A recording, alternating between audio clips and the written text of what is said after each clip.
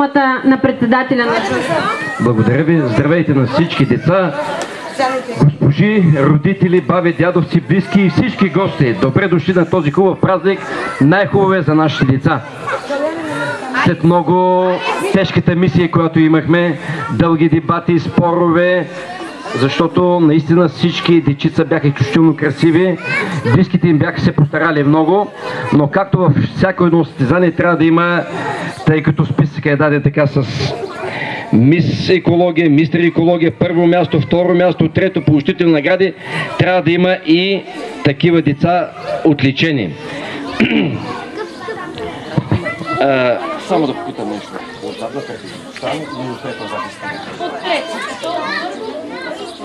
Няма значение, както ще го направиш. Както ми кажете вие. Готови ли с наградите? Така. От трето място.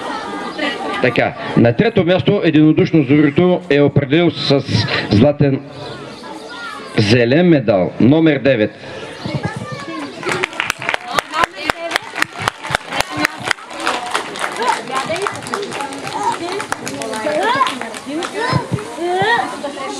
Наградите какви са? Ще имат ли нещо? Грамота. Ето че ще.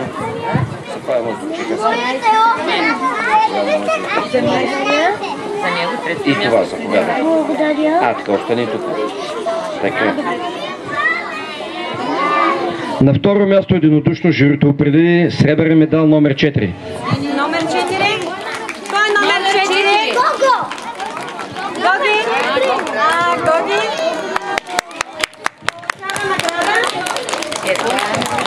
Медал сребърен на второ място. Номер 4. Грамота. Медал, грамота и подарък. Заповядай. Така. Първо място златен медал за номер 19. Номер 19. Златен медал получава номер 19. О, браво, грамота. Принцесата в жълто. Грамота. Заповядай. На Мартинка. И този хубав подарък. Чудесно.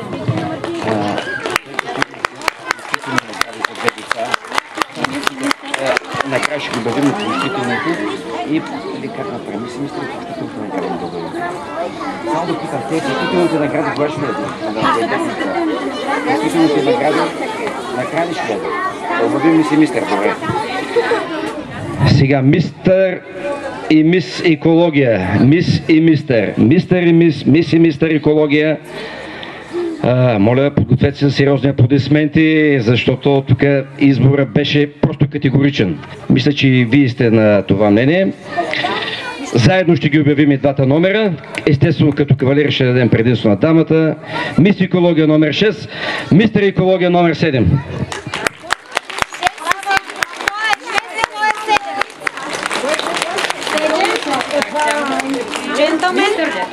Не номер 7, ако е бил той. Мис и мистер. Аплодисменти.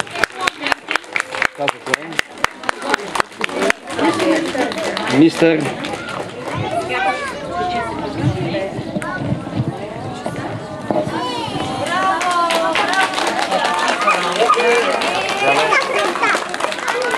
Слагайте ги, вие. Слагайте как виж ги.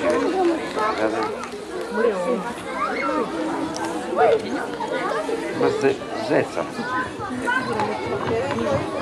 Има и защипване.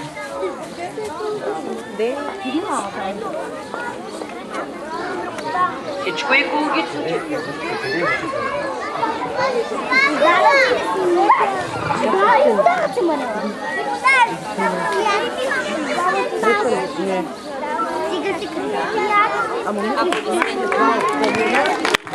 Хайде, молим за вашите аплодисменти. Да ръкопляскаме победителите в ревюто с екологични материали. Всички бяха страхотни. Хайде да запаметиме този момент.